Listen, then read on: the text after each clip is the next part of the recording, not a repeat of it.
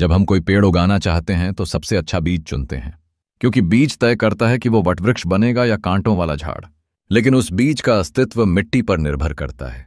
अगर मिट्टी बंजर हो तो बीज सूख जाता है, अगर मिट्टी खारी हो तो पौधा कमजोर रह जाता है। राजा और प्रजा का भी यही संबंध है। अगर राजा बीज है तो प्रजा वो जमीन है जिसमें वो पनपेगा।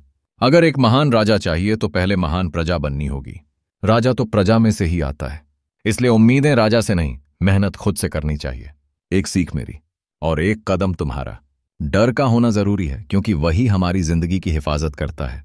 लेकिन अगर वही डर हम पर हावी हो जाए तो जिंदगी खतरे में पड़ सकती है।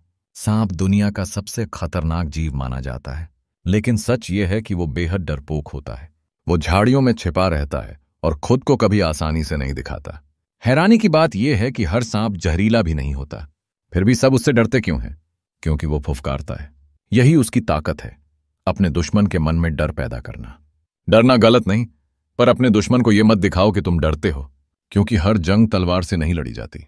कुछ जंग सिर्फ हौसले से जीती जाती हैं। यह मेरी सीख है। मानना या ना मानना तुम्हारे हाथ में है।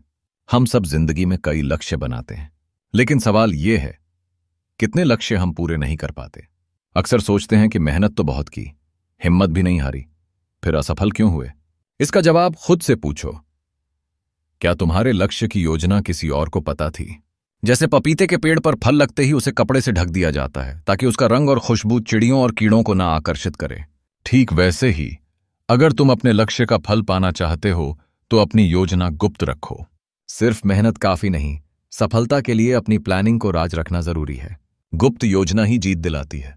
यह मेरी नीति है, किस्मत तुम्हारी। क्या इसे और छोटा, लंबा या किसी खास अंदाज में चाहते हो?